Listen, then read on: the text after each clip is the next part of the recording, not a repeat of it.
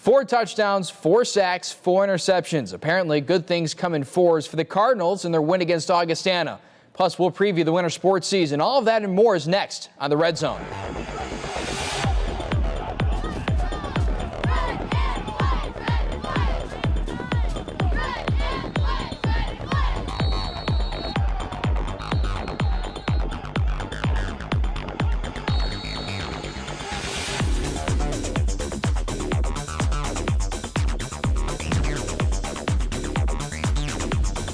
Entering their game against the Augustana Vikings, the Cardinals still have a way into the playoffs if they get some help. The North Central needs to take care of their own business first. First drive for Augie. Quarterback Sam Frasco tries the middle of the field but gets stuffed. Vikings forced to punt. Cardinals offense doesn't fare much better on their opening possession. Justin Hunterford, coming back from injury, gets stuck dropping back. And then on the next offensive drive, botches the exchange with Austin Breunig. Vikings take over. Frasco, under duress, able to escape the pocket, but Rich Zergable comes flying in from his cornerback position to trip him up and take him down. The Cardinals getting some offensive momentum, driving the ball inside Viking territory to the 38 before Austin Breunig comes shooting out of a cannon and soars into the end zone. 7-0 NCC leads. More stout defense gives the offense the ball back, and again it's Breunig off the... Oh wait, no, never mind. Justin Hunterford keeps it for himself and squeaks in. The Cardinals opening up the game with a 14-0 lead. North Central feeling good later on, so why not try some trickery? Dom Zavalia grabs the snap and rolls out looking for a man, lobs it up, and it's picked off by the Augustana Vikings. Ball at the 20. Now 3rd and 13. Looking for a screen, but middle linebacker Tom Soares snips it out. Vikings have to settle for a field goal. Ensuing kickoff, Tyler Oakley back deep to return, and he nearly muffs it at the goal line but quickly recovers. Cardinals set up a couple of nice blocks, and Oakley is off to the races. Last man to beat is the kicker, and he just gets enough to slow Oakley down. 65-yard kick return for the sophomore. Thanks to the great field position, the Cardinals in striking distance of yet another score, and it's Hunterford finding fellow freshman Kyle Brown over the middle. Brown's first collegiate touchdown catch, 21-3 NCC at the half. Coming out of intermission, Hunterford dropping back, but the ball is tipped. Augustana picks it off. Inside the red zone, and the Vikings finally find Pater. Ryan Pitra scampers in to draw within 11, though just 5 rushing yards on the day for the Vikings as a team. Frasco and the Vikings back with it, and let's just say the defense responded. Kevin Schroeder snags it for the interception once again, setting up the offense in good position. Dylan Warden now in at quarterback, and he decoys it to Matt Randolph before nicking the pylon himself for a score to put the Cardinals up 27-10. From there, the defense will take it the rest of the way. Kevin Schroeder there yet again, his second interception of the day. Later, Steve Laramitis gets in on the fun, wrapping up the Augie QB and whipping him down on 4th down. Then it's Tyler Oakley high-pointing the ball, 3rd interception of the game for NCC. And, well, make it 4 as Rich Zergable cuts the ball off and brings it down. The defense dominates again. Cardinals win 27-10, but Wheaton wins as well, leaving the Cardinals' postseason hopes dim for the moment. Welcome inside the Red Zone, joined as always by head football coach Jeff Thorne. And, Coach, you went down to Augustana. You took care of business, especially on defense. 4 sacks, 4 interceptions. The second half especially was pretty impressive. What was your biggest takeaway for your defense after that one? Just that they continue to play at a really high level right now, which is what we were hoping for. At the beginning of the year, when I talked to the team, I let them know I want the program to be known for defense, because when you play great defense, you'll be in every game that you play. And I'm just really proud of the progress we've made defensively over the course of the year. We're really in a good place right now. Now, one guy that we talked to after the game, he had a really impressive day, was Kevin Schroeder. He said that it was possibly the best day or best game that he's ever played in his life. Is that what you guys saw as well? He was fantastic. He was all over the field. He was called for pass interference once, and it was a great play. So, yeah, I mean, everywhere you looked, Kevin was showing up. He had the 2 interceptions. He had the sack. I think he may have had another tackle for loss. Just a fantastic performance by Kevin. Another senior. Kevin's a senior. Rich Zergable's a senior. He comes away with an interception a week after dropping 2 gimmies. The week leading up, I'm sure he caught a lot of flack from his teammates, but he made it up pretty quick with that diving grab on the sideline. Yeah, it was a great play, and he almost had another one, too. So Rich has had a great season. He's been around the football continually. He's, in this new scheme that we're playing, he's He's in the box a lot, making a ton of tackles. I think he's second on our team in tackles. So it's been a terrific season for Rich. And what you don't know about Richie is he directs all the traffic. He's so intelligent. He's really invaluable back there, not just for his physical tools, but what he does with his mind. Now, I noticed Justin Sturzman started as a freshman, and he's continuing to play at even a higher level this year. Leads the team in tackles. He's got, I think, 6.5 tackles for a loss, something crazy like that. How does this guy continue to get better and better and better? He's got a work ethic, for one. He's very mature. You know, Justin's an older sophomore. He's a veteran, actually. So today at 11 o'clock, we were able to honor him, which was really neat. He was dressed in full gear. So Justin's he's different that way, that he's got a maturity about him that's different than a typical sophomore that's 19, 20 years old. And he's really utilized that maturity, and it's helped him be a great football player. Now, one thing that I want to talk about is on offense, you have Kyle Brown scoring his first collegiate touchdown. Yeah. You talk about a guy that's big, he's fast, and he gets the first score of his collegiate career. Were you guys pretty excited for him about that? Very excited for Kyle. It was good to see. He finished, he made the catch, and then he finished the play by getting into the end zone, utilizing that size. Kyle's got a bright future, really bright future in Cardinal football. The receiving core is just a bunch of really tall guys that can run pretty well as well. Is that pretty encouraging for you moving forward and knowing that these guys are going to be around for the next couple of years as well? Yeah, I mean, we're excited about what the future holds. We've still got one more game this year that we have to take care of and send our seniors out the right way. But when you look into the future, all over the field, but in particular at that position, we do have a lot of talent coming back. We've got some young guys too. Guys that maybe aren't quite as tall, but are extremely quick and fast that we want to get involved in the offense as well. With a year under their belt and a spring season, they'll be much more ready next year, I think, to help us a lot more. Now, you guys took care of business in this one, 27-10 the final. Unfortunately, the other game that you kind of had to pay attention to was the Wheaton-Illinois Wesleyan game. It was 27-27 in the fourth quarter, which is maybe even more killer to know that Wheaton ended up pulling that one out. When you found that out, what was kind of your thought process and what was your message to the team? Well, you know what? I'm proud of the guys. Whether we end up tying for a conference championship or not, with Wheaton's got one more game to play, it's been a really rewarding season, and their character's been on display all year. We talked a little bit about that last week. Those two disappointing losses and the heartbreaker to Wheaton. Yet our guys keep coming back. They keep showing up, and that's what life's about. You're going to get knocked down. You got to get back up, and you got to keep moving forward. And they've really demonstrated that this year in a first-class manner. Now, I want to talk about something off the football field real quick before we go to break, and it's Dom Zavalia. He ended up making the academic all-district team. Yeah. This is a guy, the only punter on the team, who says punters aren't football players, but Dom is impressing not only on the football field but in the classroom. Yeah, really proud of Dom for that, and we preach faith, family, academics, all coming before football. And our guys are doing a great job in the classroom, and Dom's recognition is really rewarding for him and for the program as well. So I want to check some tape, and then we'll preview the Elmhurst game coming up. We'll be right back on the Red Zone.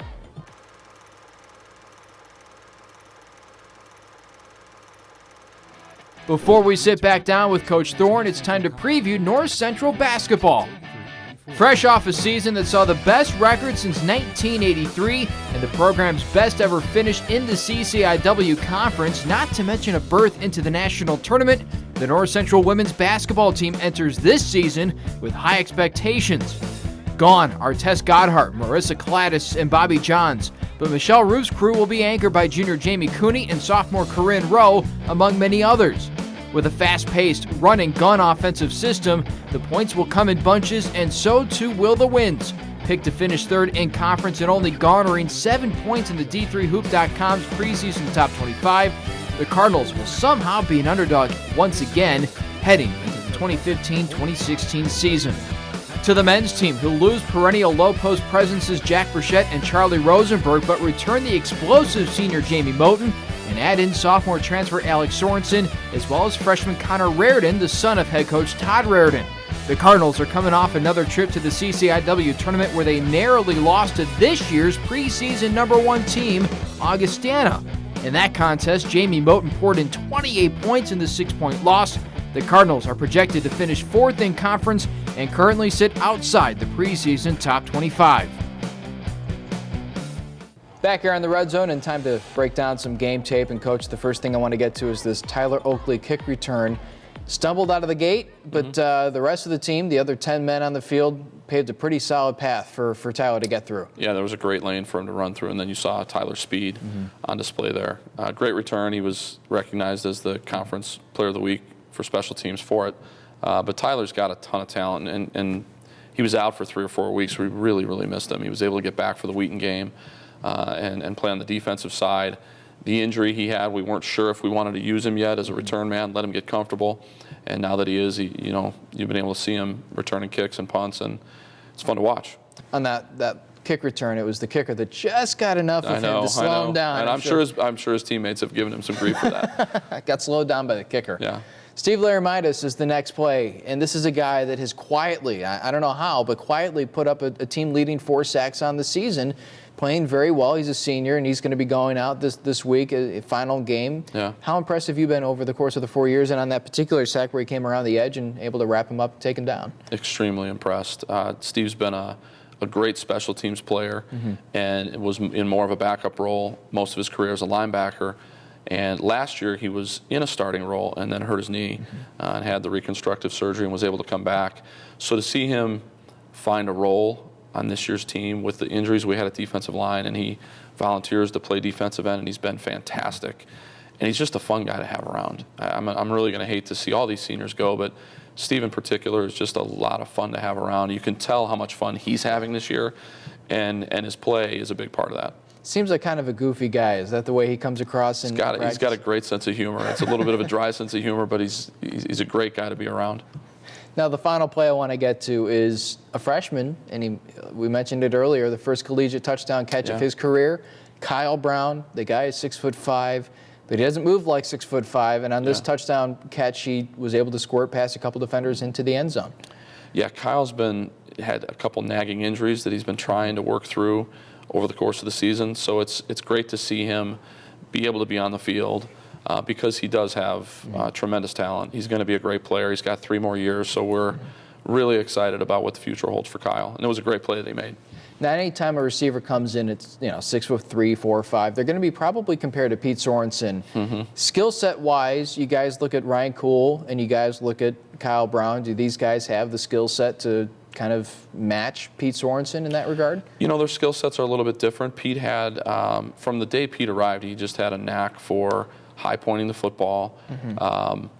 Pete wasn't that fast when he showed up. He really worked hard to get faster. These guys are faster than what Pete was when he showed up. There's some things that they can improve upon in the same way Pete did in other areas. But Pete put the work in and really worked hard in the offseason. So that's the challenge for the young receivers to emulate. What are we going to do between the end of this season and next with the quarterbacks and throwing on their own and over the summer as well. But certainly the sky's the limit for those guys. They've got tremendous ability. Do you guys ever go back and look at tape and kind of show them what he did that led him to be so successful? No question. Yep, a lot. Now I want to shift the attention to Elmhurst. This is the final game of the year in the regular season. This is a team that in the last couple of years have been pretty good, but it seems like they've kind of slipped a little bit this year. As you guys have prepared, what have you seen from the Blue Jays in the week leading up to this? They've improved every week. They've been getting better. They've had their own injury issues. I think they lost their first 2 quarterbacks, and certainly their great running back was out for a period of time. He's back now. But they're going to present some issues offensively. They do different things than what we've seen week in and week out, some triple option stuff. So our defense is going to have to really be on point with responsibilities and staying true to their assignment. Offensively speaking, their defense is much the same. It's a different front. It's a different coverage and how they play it. So getting the guys adjusted and showing them the right pictures throughout the week so that they're prepared, those are the challenges that will be presented. They're a really fast team that plays really physically. So those are other things that we'll have to be prepared for on Saturday. Now, this is senior day, and this is the last home game of the regular season, so the seniors will be honored. Any extra juice that those guys typically come with on this particular day? It's always an emotional week. That last week when it doesn't appear that you're going to have an opportunity to go forward, and we haven't been in this position for a long time. Last year we really thought we had a chance, a really good chance, and things went the wrong way on that last Saturday across the country. This year it looks like a little bit more of a long shot. So I think there will be a sense of closure Saturday, and throughout this week. So it is a much more emotional week than what we're accustomed to in Week 10. For the seniors, I can only imagine the adrenaline pumping. But for the rest of the team, they all want to send those seniors off on the right way. What is that right way? You know, we hear that from some of the younger guys every week. You know, we want to send them out the right way. What is that? You know, in their preparation through the week and how we practice during the week, the energy we bring, so that those seniors know how important it is to everybody. And then certainly Saturday, sending them out with a win. However that win takes shape really doesn't matter. Sending them out on the highest note with a win and a 7-3 season, another season of 6-1 or better in the conference, that's really important to us. Awesome. Well, thank you, Coach, for stopping by, and best of luck against Elmhurst. Thanks, Kevin. Up next, we have Austin Breunig and Emonte Logan stopping by. We'll be right back on the Red Zone.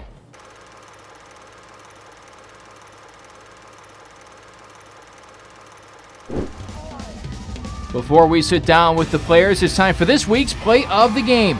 After tying for the team lead in interceptions a year ago, Kevin Schroeder had none in 2015. But that changed quickly Saturday with Schroeder picking off 2 passes and putting this one in the end zone to snag the Red Zone's Play of the Game.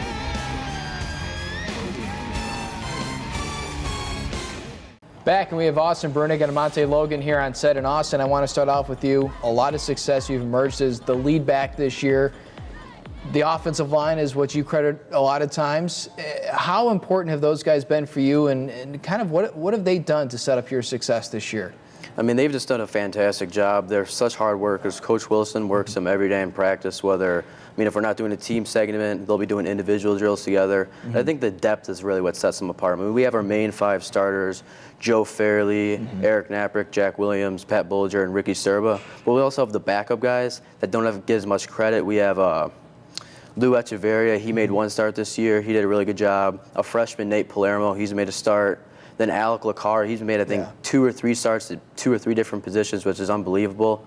Then we have other guys who are just as ready to play, like John Hewitt and Dalton Ness. So I think our depth is really what sets us apart. I want to talk about the 2 seniors, the 2 guards, because, you know, I've talked to Pat, I've talked to Eric. Eric seems kind of like a goofball, the guy that you'll have a lot of fun with in the meeting rooms and stuff. But those 2 guys, how instrumental have they been to kind of show you the ropes and get you to get on the right track? There are 2 offensive leaders. They do a great job leading us. Eric, he's more the vocal leader, and they both lead by example. But if Pat needs to lead vocally, he does. And Eric's he's hyped before every game. He's getting everyone pumped up. He brings the juice. Now, Emonte, the defense has been absolutely phenomenal, and it's been a rotation of guys, especially on the defensive line, yourself included. How have you guys found so much success? And this is a young defense, keep in mind. A lot of sophomores, yourself included. How have you guys found so much success so early on? I just think the rotation Coach Janicek made up was just like a great idea with me, Billy, Jimmy, and Egan. Jimmy and Egan being like the 2 main guys, and the 2 main guys I look up to and I look to for questions. So I just think that the rotation itself is just a good idea, and just keep fresh legs out there on the field. So seems like you guys have fun too, especially rushing the quarterback. You guys landed 4 sacks this past week against Augustana. The combination of guys, the last 2 weeks it was Eric Wilson, 5 sacks in 2 weeks. Do you guys get fired up, especially rushing the quarterback? Yeah, it's definitely like a competition now. I mean, I got my first sack against Carthage, and since then everybody just been like, oh, I gotta get me and Wilson, let's rush to the quarterback together. So I just think that if we continue to have fun and have this little secret competition to get into the quarterback, and I think that's a challenge that we all challenge each other, and it just plays out good for the team. What's that feeling like when you land that hit? Do you remember it? Do you visualize it, or it just goes so quick? Yeah, it was a good, because that was my first actual, I think, tackle and sack of my whole collegiate career. And I just when I first got up, my celebration was, of course, I was flexing, but I don't know, it was just a relief that I finally got that first tackle, first sack out the way, and now just now I can just act like I've been there before. I don't know, it's just a real good feeling. That's awesome. Yeah. Now, Austin, I want to shift back to you. You get to play alongside 2 really dynamic quarterbacks, Justin Hunterford and Dylan Warden. Working next to those guys, does that make your job a little bit easier knowing that they're also dual threats? I mean, yeah, it makes my job a lot easier because, I mean, pass protection, I know they can get out of the pocket if they need to. They're almost very different quarterbacks. Justin's more of a pocket passer, I think, and Dylan can run out of the pocket. But, I mean, they both got good legs and they can run well. Now, O'Shane Brown went down, and I know that was kind of demoralizing when he did, but that gave you an opportunity to step up and become that lead role. But as O'Shane has been watching from the sideline and kind of teaching you, what has he been teaching you over the course of the year? He's been a great mentor for me. I mean, him and Matt Randolph both, they've done a good job teaching me everything I need to know. Last year, they helped me with the playbook, understanding every play and understanding concept. And this year, they've done the same thing, teaching me everything. And if I mess up, say, oh, do this, do that. And they're really good about that. Now, Emonte, 5'9" is what you're listed as, but you pack a punch. We've seen that. We saw that on the sack. When did you realize that you could be an impactful defensive lineman, at that size? When I first got to college, I mean, my whole high school career, I was always undersized, and it was linemen bigger than me. Then I got to college, and then every time I went against somebody, it was literally like a foot taller than me. So I'm like, all right, whatever.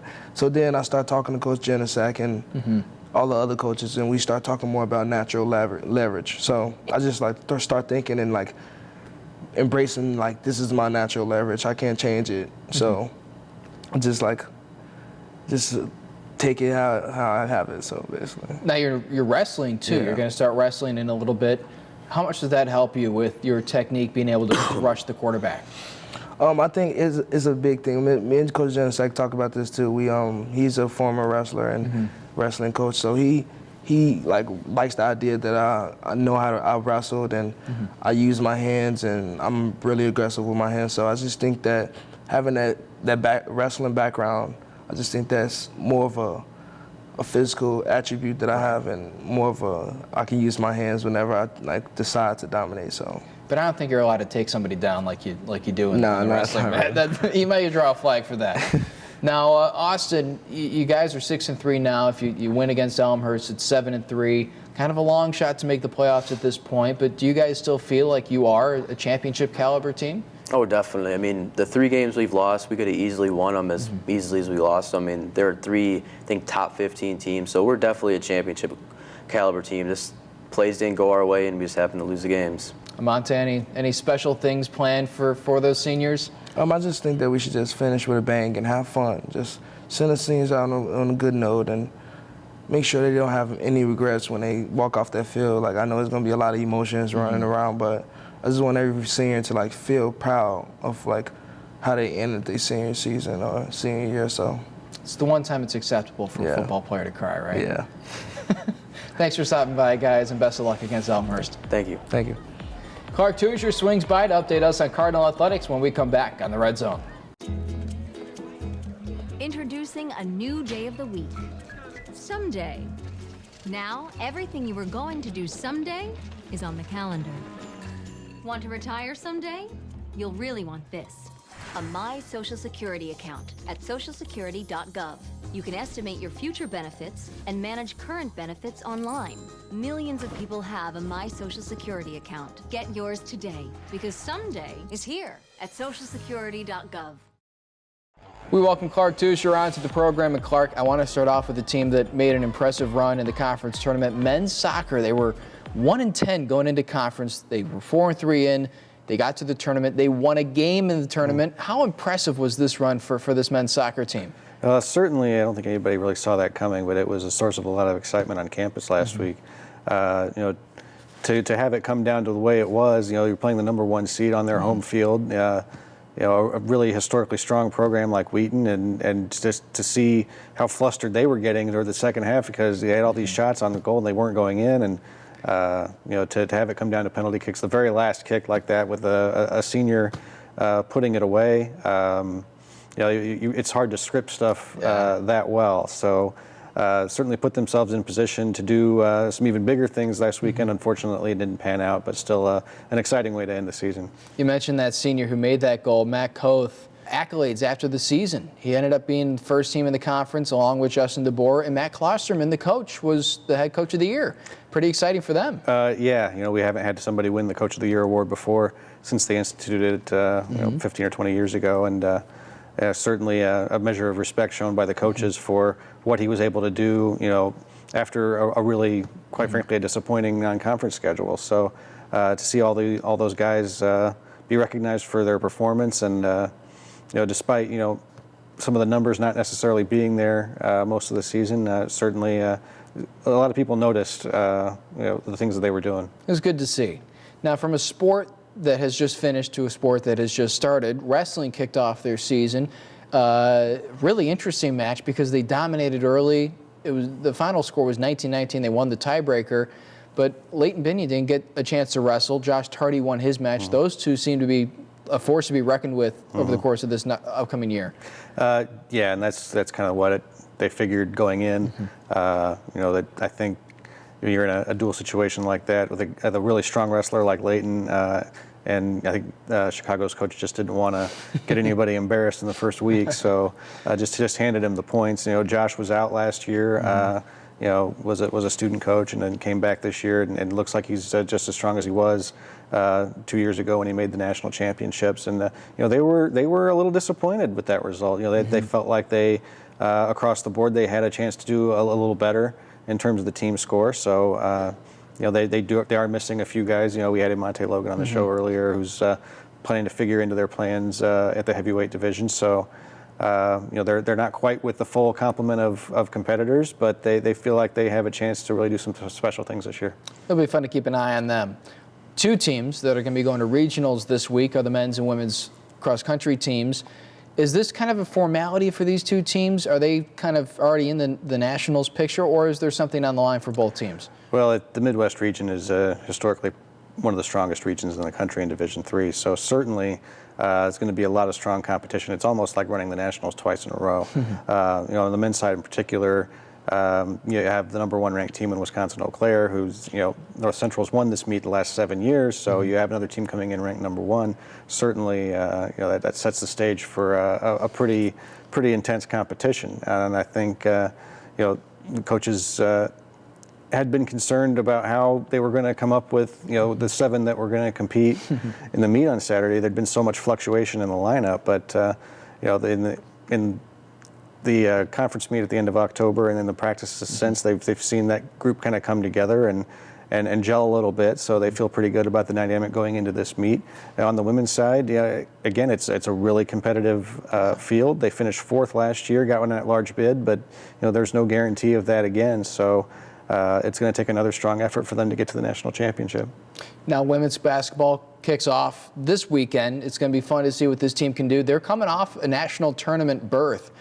A really impressive season, and they return a lot of key players. They miss Tess Gotthard, they miss Marissa Cladis and Bobby Johns, but return a lot of players, and in that system, it's not so much the individual player, but the system itself. Did they figure to have another really strong season? Well, that's certainly the goal. I think they're probably going to use a little bit of a shorter bench this year, probably keep the top players on the floor a little bit longer. Another step in the evolution of that system that they've been using the last few years. Starting off with a really tough opponent in Calvin College on Friday. So they're going to find out right away, what's working and what needs a little more development. So they're not wasting any time. Now, men's basketball, this is the last thing I want to get to. They have historically been very good the last maybe 8 or 9 years. Is this going to be another one of those teams that Todd Reardon somehow finds at the end of the season in the conference tournament? They're very happy about how they recruited, not only with a really strong freshman class, but with a couple of transfers that they had come in, most notably Alex Sorensen, the younger brother of Peter Sorensen. He's started at the Division II level last year. He's figuring to start the post this year. They've got a good base of veterans to draw from, seniors like Jamie Moten and Kevin Hahn, who've been very experienced and been with the team, through a lot of these tournament situations and other high-profile games against big-time opponents. And they've got a very tough schedule to test themselves early. So again, just like the women, we're going to find out right away what they've got to play with here. Well, as the weather turns and it starts to get colder, it'll be nice to kind of get indoors and watch some basketball and wrestling. So thanks for stopping by. We appreciate your time. You bet. That's all the time we have on this edition of The Red Zone. The Cardinals host Elmhurst on Senior Day this Saturday. You can watch live on NCTV 17 and NCTV17.com. For everyone here on The Red Zone, I'm Kevin Jackman saying so long. We'll see you next week.